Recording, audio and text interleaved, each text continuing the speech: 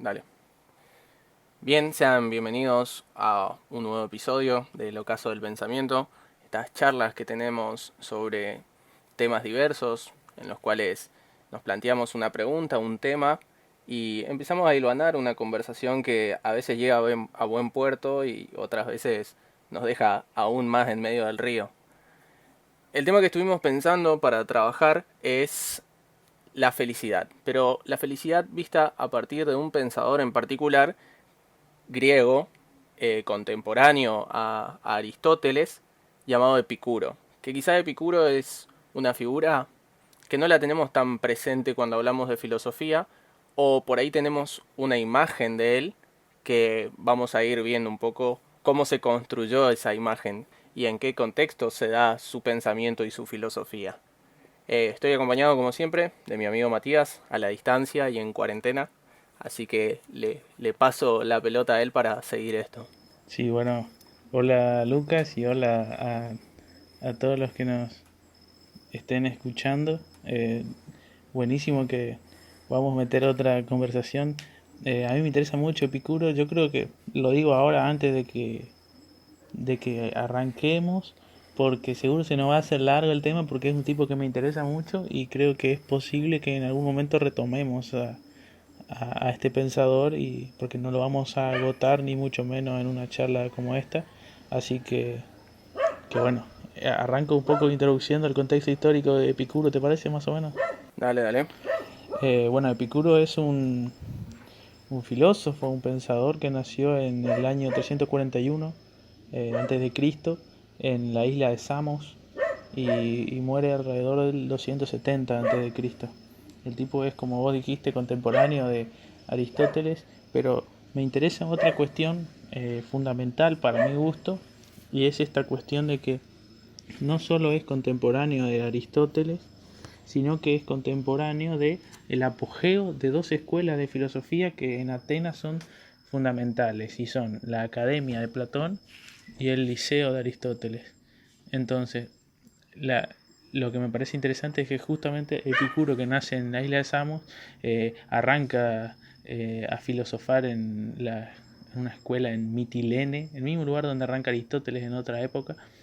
Se va a Atenas a filosofar, es como que se lleva sus maletas y se va a donde están las dos escuelas más grandes eh, con todos sus apóstoles y demás, si se quiere, y se mete entre medio de dos gigantes para crear su filosofía, que es absolutamente diferente de la aristotélica y la platónica.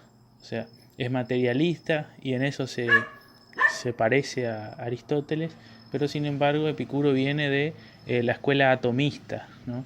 Que sigue la línea de otros dos filósofos que son Demócrito y, antes que Demócrito, Leucipo. Así que Epicuro es un filósofo que plantea que lo importante, o sea, lo que nos hace a nosotros relacionarnos con el mundo, es la cuestión de la sensibilidad, ¿sí? Las sensaciones. El mundo está compuesto por átomos, dice, y nosotros nos relacionamos con el entorno a partir de esa cuestión de la sensación. Entonces eso va a ser una cuestión que es interesante plantear de entrada, porque es como un elemento nuclear de todo el esquema filosófico de Epicuro, ya que el tipo es atomista, ¿no?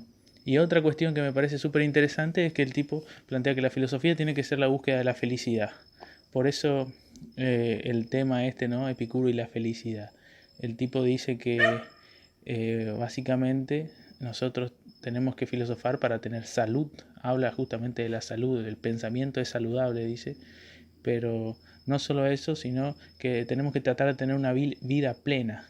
Entonces, en las sentencias vaticanas, por ejemplo, dice, tenemos que poder hacer las dos cosas, tenemos que buscar la verdad y reír al mismo tiempo. Entonces, es un tipo que le gusta mucho a la juventud muchas veces, Epicuro, porque te da una mirada eh, más cerca a la mirada dionisíaca que a la mirada apolínea, en un sentido eh, en el planteamiento nietzscheano, ¿no? Una búsqueda del gusto y del disfrute muchas veces.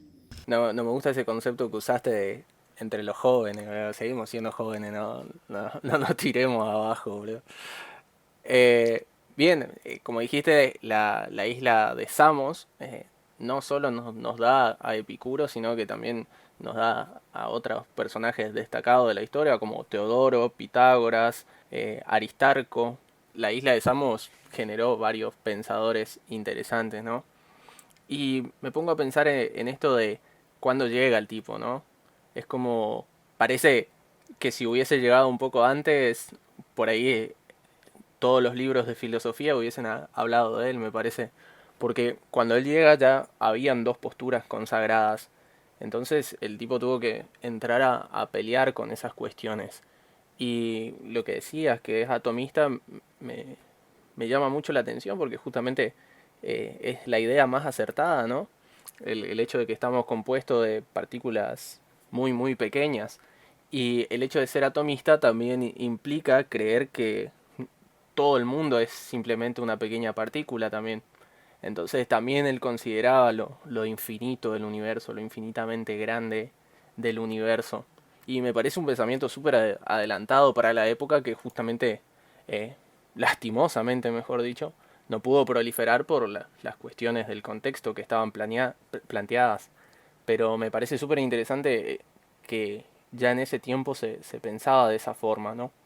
Y el hecho y el hecho de que este tipo tenga la idea tan clara de que estamos compuestos de partículas pequeñas y que el universo sea infinito, es justamente los grandes cambios que se dieron en la ciencia. O sea, la ciencia pudo avanzar a pasos gigantes cuando se descubrió el microscopio y con la invención de los telescopios antes.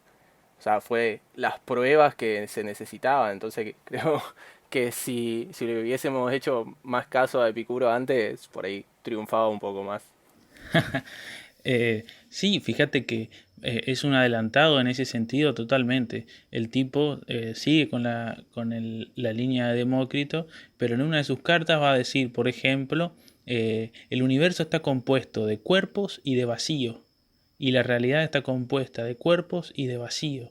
O sea, hay un materialismo ahí súper interesante que muchas veces se pasó por alto en la historia de la filosofía y demás, porque Epicuro, además de ser un tipo muy interesante y del que nos quedan pocos escritos, es cierto, se dice que escribió un montón de trabajos y demás, pero a nosotros nos sobreviven muy pocos, nos sobreviven algunas cartas, nos sobreviven las sentencias vaticanas y algunos escritos que son prácticamente aforísticos en su mayoría, eh, pero, pero no nos sobrevive mucho y es retomado en el sentido materialista de Epicuro con mucha fuerza, por ejemplo, por Marx. O sea, Carlos Marx escribe la tesis, su tesis es justamente la diferencia entre la filosofía de la naturaleza entre Demócrito y Epicuro.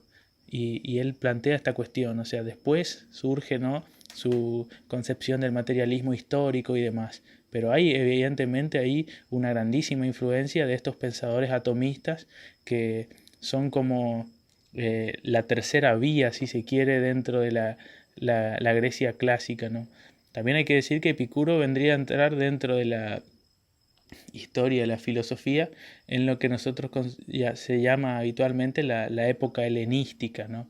La época en la que se da el surgimiento, no el surgimiento, el apogeo, el crecimiento de esta ciudad-estado que es Macedonia, que siempre fue una provincia periférica del centro griego que era Atenas y que empieza a tener mucha fuerza primero a partir de Filipo II y después obviamente con Alejandro Magno y con toda la expansión que hace del helenismo y de hecho el propio Aristóteles es el tutor de Alejandro Magno y más en esta época se ubica Epicuro. Entonces tiene mucha influencia después su pensamiento también en los propios filósofos romanos y también entre los propios estoicos, porque a veces, digo, Epicuro fue un tipo muy defenestrado por la crítica, por varias prácticas que hacía, que después vamos a centrarnos un poco en eso, pero, pero entre los estoicos y los epicuros hay muchas más cosas en común que de lo que los diferencian. Y siempre se planteaba la cuestión de que los estoicos son tipos fríos, duros, que buscan la templanza y cierta serenidad frente al dolor y demás, y los epicúreos son tipos que solo buscan el placer fútil, el hedonismo de vivir para gozar básicamente. Pero el gozo en Epicuro no tiene ningún tipo de relación con ese tipo de placer y esa búsqueda de la felicidad completamente banal al que llegamos en la actualidad. Claro. No sé, ¿qué pensás vos? Sí, lo que pienso es que el tipo tenía mucho para decir, pero justamente como que se agarraron de esos hábitos o las cuestiones que él tenía, eh, que por ahí eran muy revolucionarias para la época, porque no vamos a decir que estaba mal, sino que eran prácticas distintas, porque habían personas que estaban de acuerdo y encima esas prácticas eran propias de Grecia también y después se siguieron haciendo en Roma, que serían todo esto, las orgías y cosas así, ¿no? Entonces me parece que como que más adelante en el tiempo, por así decirlo, quienes se encargan de conservar la historia y de reescribirla, me parece que se agarraron de los modelos más clásicos, más ordenados, por así decirlo, como justamente lo era Aristóteles, para mantener esa figura, ¿no? Para vendernos también eh, una imagen del filósofo, ¿no? Del filósofo serio, con su academia, eh, preocupado por cuestiones y lo que sea. La imagen que tenemos, ¿no? De la filosofía en general. Y Epicuro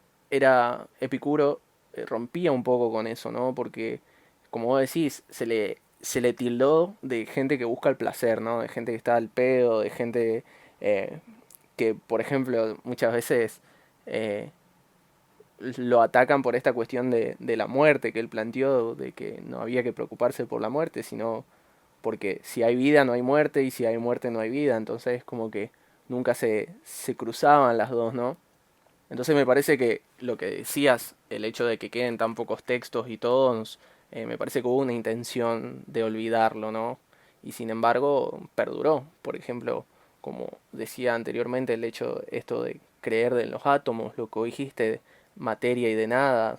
Entonces me parece que esas ideas estaban buenas, pero la imagen de él, o decidieron, por así decirlo, olvidarse un poco de la imagen de él por estas cuestiones de conservar una imagen más tradicional o no sé cómo decirlo.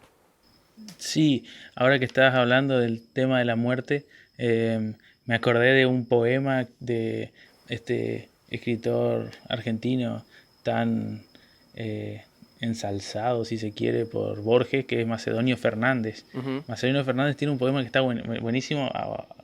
No sé si está tan bueno, a mí me gusta porque viene a colación, ahora me parece que es súper epicúreo el poema en ese sentido, y se llama La muerte no es la nada. Y dice, la muerte no es la nada, sino que nada es. El nacer no es la vida, sino que nada es. Equivócase por terrenal el corazón si te llora, pues en nuestra mente estás y estuviste antes de sernos visto. En nuestra mente todo lo que eres está, pues nunca estuviste sino en nuestra mente.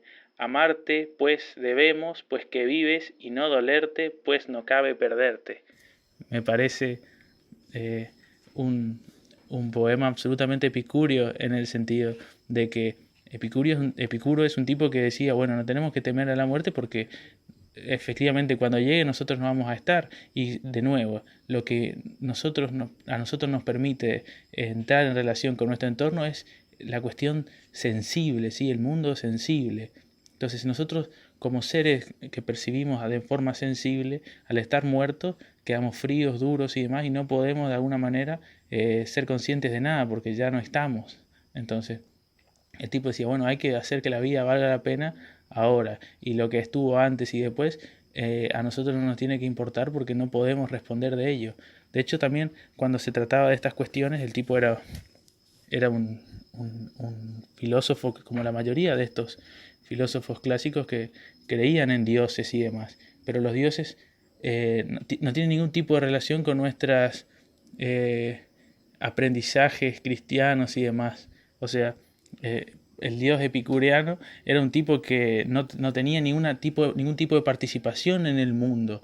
Él dice, a Dios no le interesa lo que nosotros hacemos, justamente, no puede ser no puede tener ni rencor ni alegría, porque eso solo se da en seres débiles.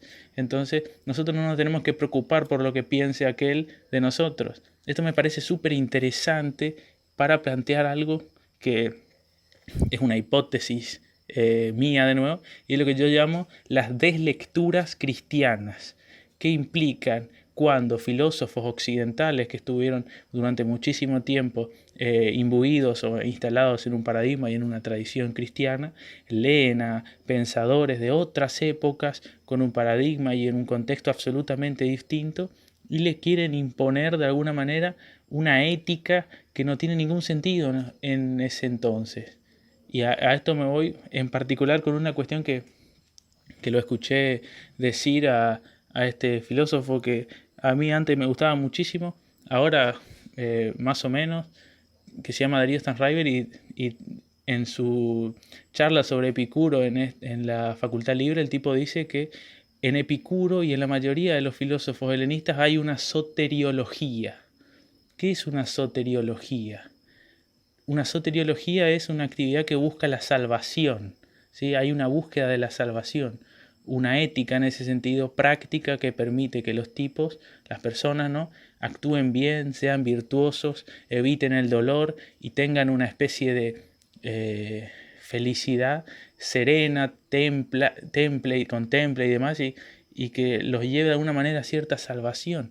Eso para mí nada más ajeno a Epicuro, eso es algo absolutamente cristiano e implica una lectura cristiana de lo que vendría a ser el sistema de Epicuro. ¿Por qué digo esto?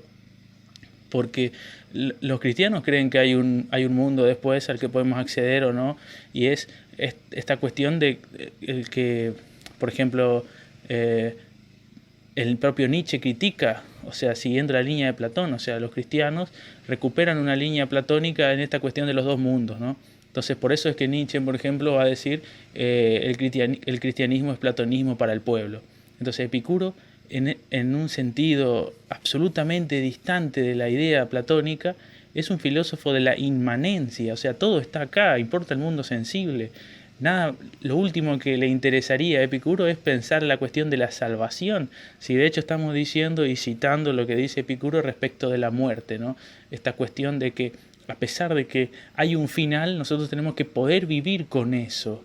En ese sentido me parece que se acerca muchísimo más a a una idea del absurdo de Camus, por ejemplo, de vivir, aunque sabemos que la cosa no tiene sentido, con pasión y con placer y demás.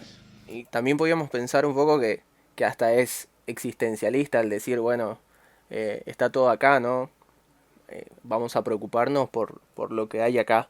Y esta idea de la muerte es sumamente importante para mí en el pensamiento de él, porque justamente hasta en la carta a Meneceo plantea el tema de la muerte que normalmente la gente huye, lo voy a citar textualmente, dice, el común de las gentes unas veces huye de la muerte por considerarla la más grande de las calamidades, y otras veces la añora como la solución a las calamidades de la vida. Me parece muy loco esa idea que plantea Epicuro sobre la muerte como algo terrorífico y también como una solución. Entonces, acá lo que está considerando el tipo de que hay gente que toma el suicidio, por así decirlo, o la muerte como una salida a esto de existir. Él dice que el sabio no rehúsa vivir ni teme no vivir. Entonces me parece esa aceptar que existo y que puedo también no existir, me parece súper adelantado para su época. Que después, qué sé yo, viene pensadores como Unamuno, ¿no?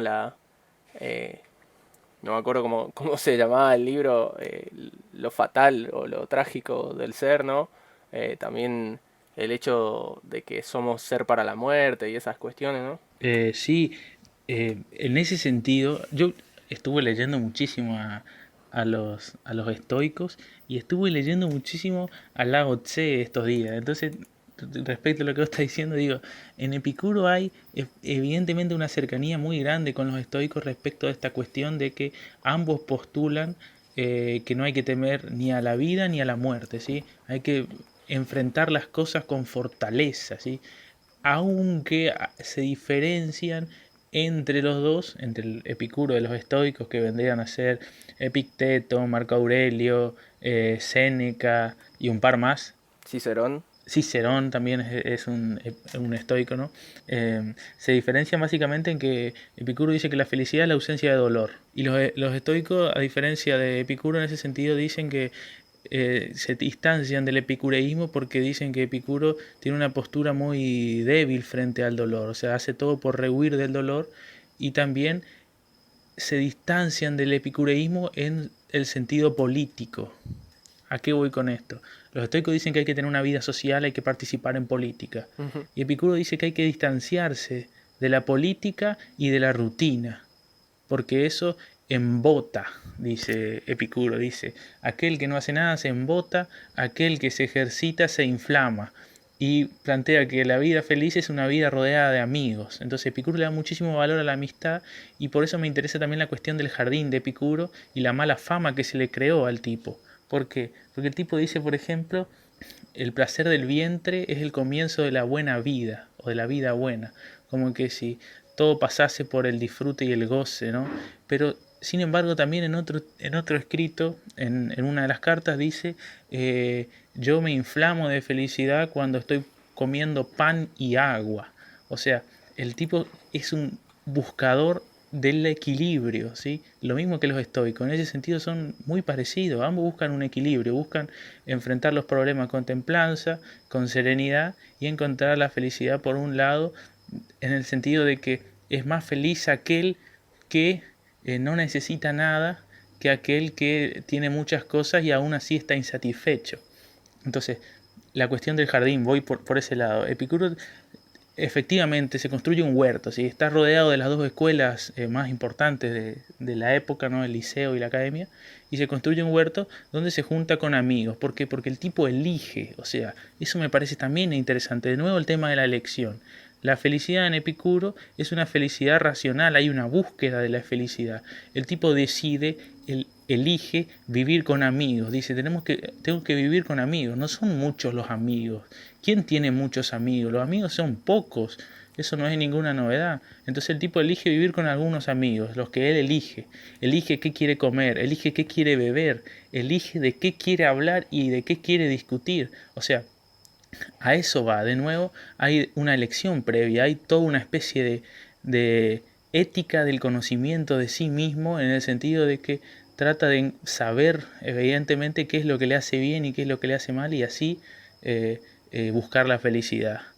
En ese sentido me parece súper interesante, y esto es una relación permanente entre los epicúreos y los estoicos, pero me parece también que hay un pequeño inconveniente que yo le veo ahora que estoy diciendo esto, y es que ambos tienen, y esto también va para mucha de la filosofía oriental de la que estaba hablando, que yo leía por ejemplo a Lao Tse, ¿no? Tienen una increíble confianza en el individuo, y eso me parece difícil, ¿no? O sea, ¿cómo sostener tanta confianza en que uno puede realmente conocerse a sí mismo, y por medio de la introspección y de la reflexión y de una voluntad imposible alcanzar esa virtud, esa vida virtuosa para enfrentarse al mundo sensible que está todo el tiempo poniéndonos obstáculos uno delante del otro? Dije un montón de cosas, no sé qué pensaba de esto que estuve diciendo. Sí, voy a retomar alguna por partes. Por ejemplo, lo que decías en cuanto a los bienes, que es feliz el que tiene poco y por ahí el que tiene mucho no lo es. Hay una frase de no me acuerdo qué filósofo, creo que era uno de los cínicos, que se alegraba al pasar por enfrente de los mercados y ver cuántas cosas él no necesitaba para ser feliz. Esa frase me parece muy linda, esa especie de anécdota, porque normalmente nos crean una necesidad, ¿no? Entonces, si nos ponemos tipo racional, necesitamos poco para vivir. Y en eso lo banco a Epicuro. Yo creo que también con un huerto y amigos ya estaría bastante tranquilo y bien. Por ejemplo, me puse a pensar en lo que decía en la confianza del individuo. Eso es bastante cierto porque yo considero que todos, como siempre citamos de Gramsci, que todos pueden ser filósofos, ¿no? Pero el ser filósofo explica justamente lo que decías, adquirir una especie de sobreconciencia de todo lo que te está pasando, ¿no? De ponerte a reflexionar sobre cada cosa que haces. Y justamente Epicuro no descarta la posibilidad de que ni siquiera los viejos puedan estar lejos de la filosofía. Él también, al igual... Uy, le pega el micrófono. Él también, al igual que Gramsci, sostenía de que todos podemos ser filósofos. Porque él dice, lo cito de nuevo, él dice, de modo que debe interesarse por la verdad tanto el joven como el viejo. Eso me parece muy, muy interesante porque el tipo no está descartando a nadie, ¿no? Él también sostiene esto de que todos podemos ser filósofos y nos invita a tener esa actitud crítica frente a la vida, ¿no? Pero me parece que si en aquellos tiempos no dio resultado, hoy en día también es difícil. Y en ese sentido me identifico un poco con este pensamiento de Epicuro porque es un poco lo que tratamos de hacer acá en este podcast nosotros, traer algún tema y invitar un poco a la reflexión de las personas.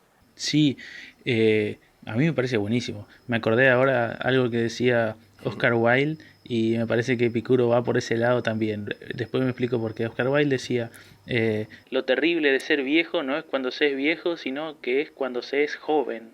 O sea, va por el lado de que la juventud y la vejez no es simplemente una cuestión etaria, sino que también viene por una cuestión de la pasión y la energía del espíritu o las ganas de vivir, básicamente. Y en ese sentido me parece que Epicuro es un tipo que te transmite esas ganas, esa energía y te da un respiro, te da un aliento nuevo para pensar, ¿sí? No te taponea básicamente los surcos del raciocinio, ¿no? Entonces, porque justamente el tipo busca la felicidad, el tipo dice, por ejemplo, en la sentencia vaticana, algo con lo que podríamos discutir tranquilamente, pero dice, es menester tomar buena nota de que el razonamiento profundo, igual que el superficial, tienden ambos al mismo fin, o sea, independientemente que vos pienses en la academia, entre comillas, ¿no? Que seas un doctor en lo que fuera, o que seas un tipo común que anda por ahí, ambos cuando piensan están buscando cierto tipo de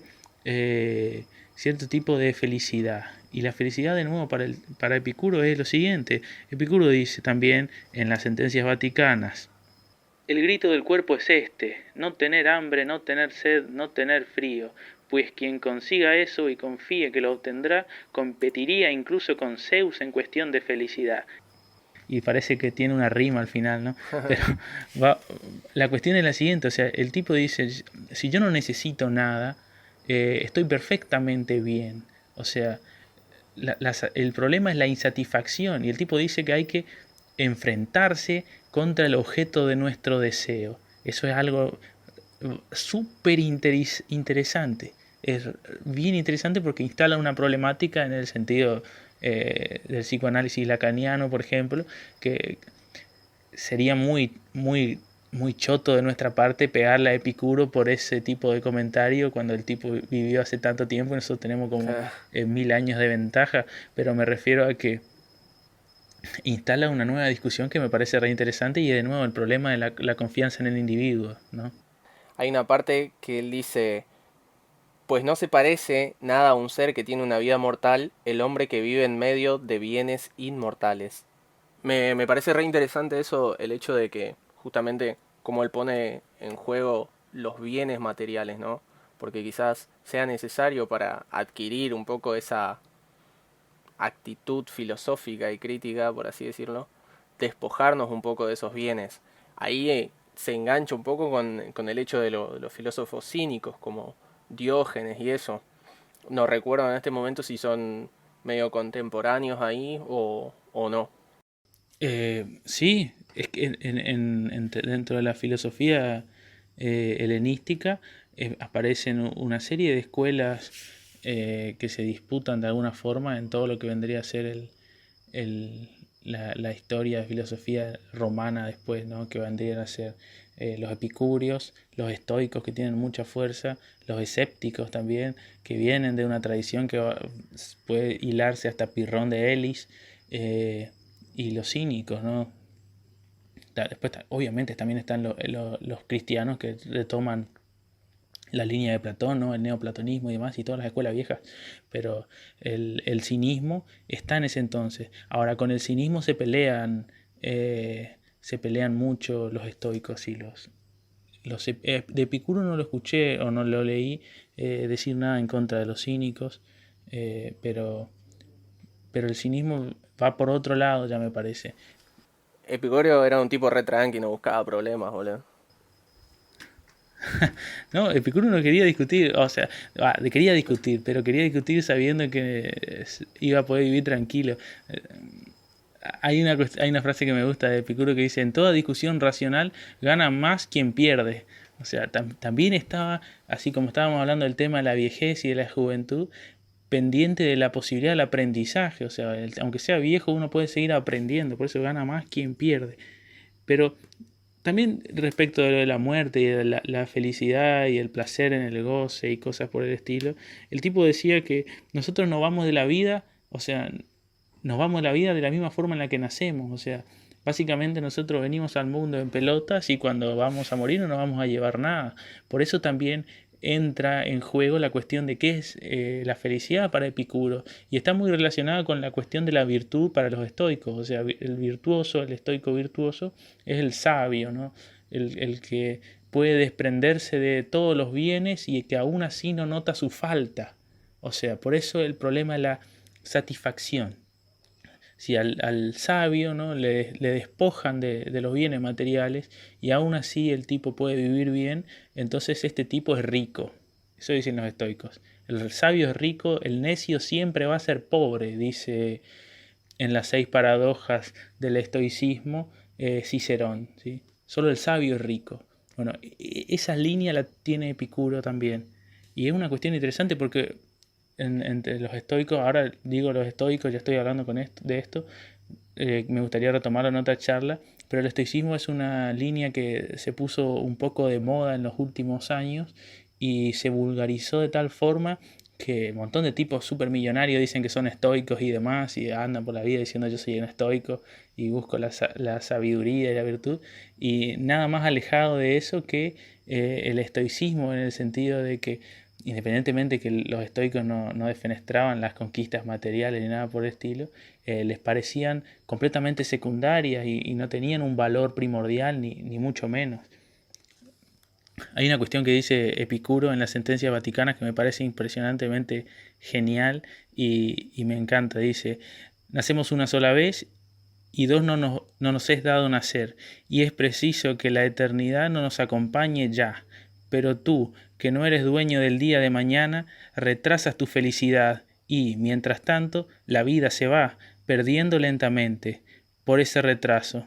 Y todos y cada uno de nosotros, aunque por nuestras ocupaciones no tengamos tiempo para ello, morimos. Me parece genial la última parte. Todos y cada uno de nosotros, aunque por nuestras ocupaciones no tengamos tiempo para ellos, nos vamos a morir. O sea, independientemente de lo que vos hagas, en algún momento te vas a morir. Entonces, ahí plantea la cuestión de la sabiduría de Epicuro, que está de nuevo muy relacionada con esto del estoicismo. No hay que tenerle miedo a morir, no hay que tener miedo de vivir. ¿Entendés lo que digo? Claro, sí, claro, claro.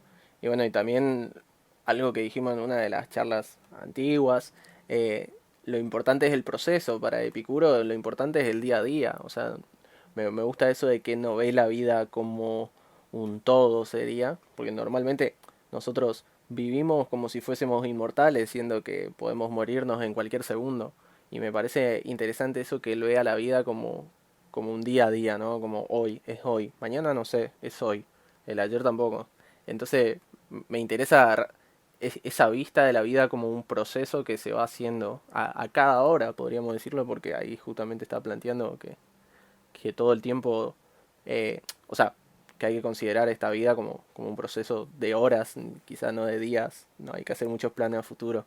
Eh, la vida es eso que se te pasa mientras miras Twitter, podríamos relacionarlo. Me, con respecto a esto del deseo de evitar los problemas y esas cuestiones, vos habías nombrado la filosofía oriental. Y el Tao plantea justamente algo así, ¿no?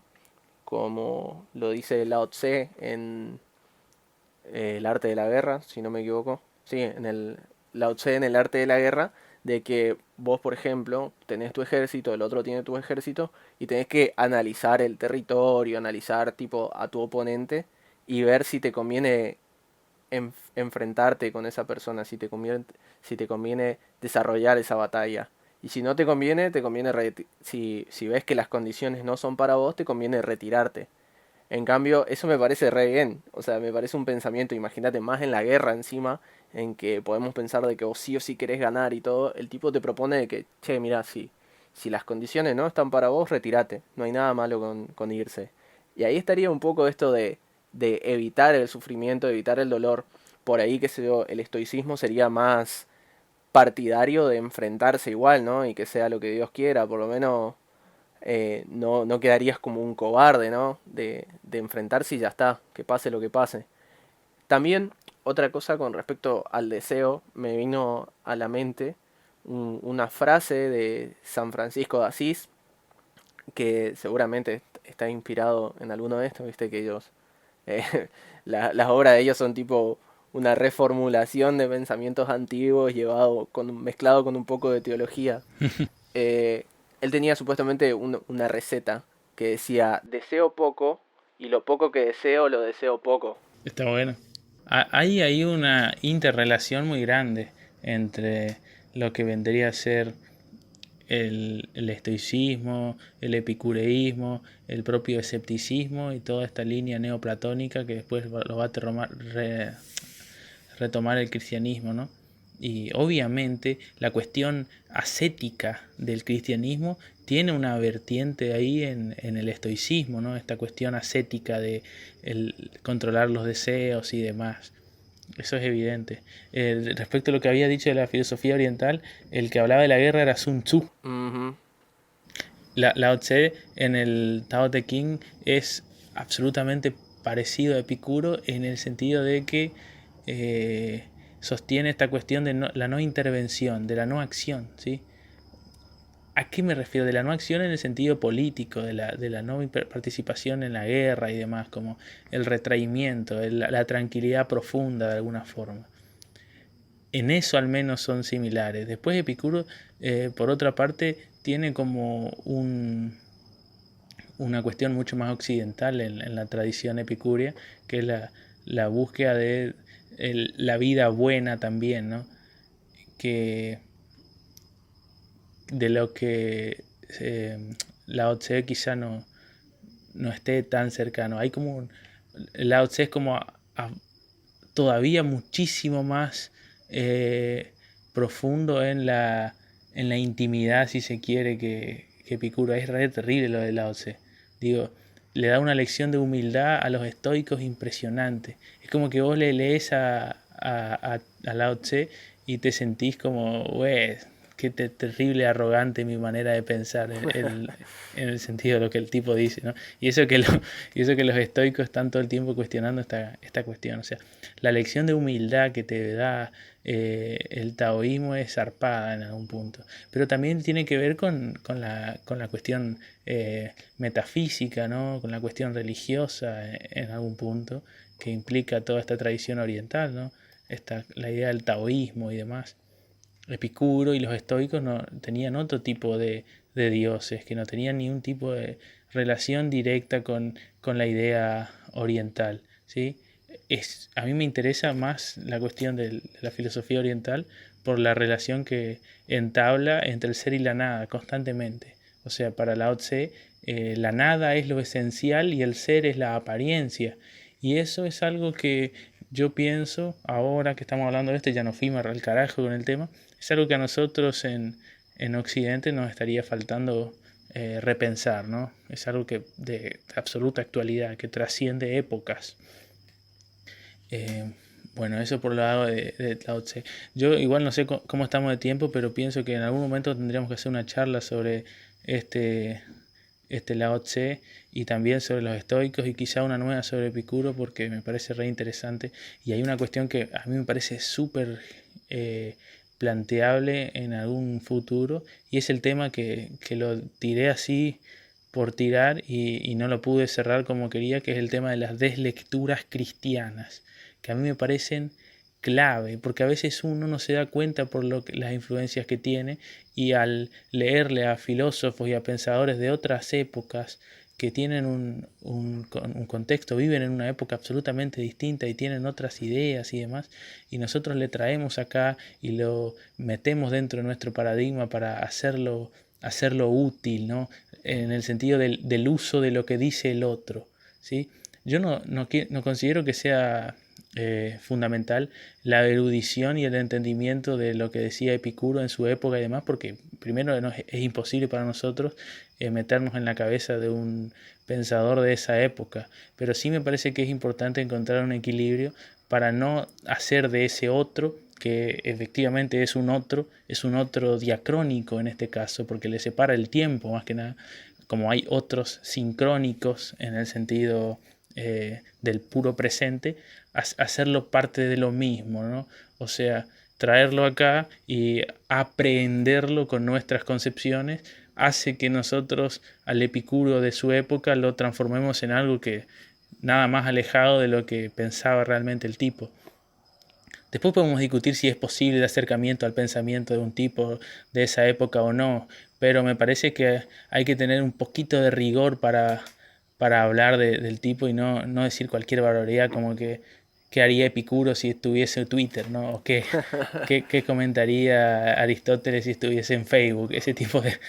O sea, los filósofos viejos no hablan de las cosas nuevas, es imposible. ¿Cómo van a hablar de las cosas nuevas los filósofos viejos? Nosotros podemos traer a colación su palabra y utilizarlos en la actualidad respecto de problemas que son inherentes a la propia humanidad. Entonces, cuando hablamos de la felicidad, bueno, perfecto, ¿cómo concebían la felicidad en aquella época? Ajá. Está genial. Ahora, cuando hablamos de la tecnología, me parece completamente irrelevante lo que pueda decir Lucrecio o lo que pueda decir Horacio o lo que puedan decir cualquiera de los tipos de hace más de 600 años, ¿no? Sí, tal cual. O sea, es imposible contextualizarlo porque imagínate las ideas que se tenían en ese tiempo eran, o sea, los conceptos o los descubrimientos que se habían hecho en ese tiempo eran nada con lo que sabemos hoy en día, ¿no? Por ejemplo, antes se daba mucho esto la erudición porque era poco lo que se sabía de distintas disciplinas. Por eso tenemos grandes personajes históricos que eran filósofos, matemáticos, astrónomos, lo que sea. Porque pintores, porque era poco lo que se sabía de cada disciplina, entonces era fácil aprender un poco de cada cosa. Hoy en día aprender una disciplina bien te lleva prácticamente toda la vida, entonces estamos re lejos de alcanzar ese tipo de erudición. Lo que sí permanece en el tiempo y que justamente lo que decía es que podemos hablar son las cuestiones más eh, humanas, por así decirlo, también metafísicas, como la felicidad, el amor, la muerte, sí, esos son temas que siguen presentes ajenos al tiempo, ¿no? Bien, me parece que nos fuimos bastante de tema, pero es un tema muy rico, así que prometemos una segunda parte en pocos días.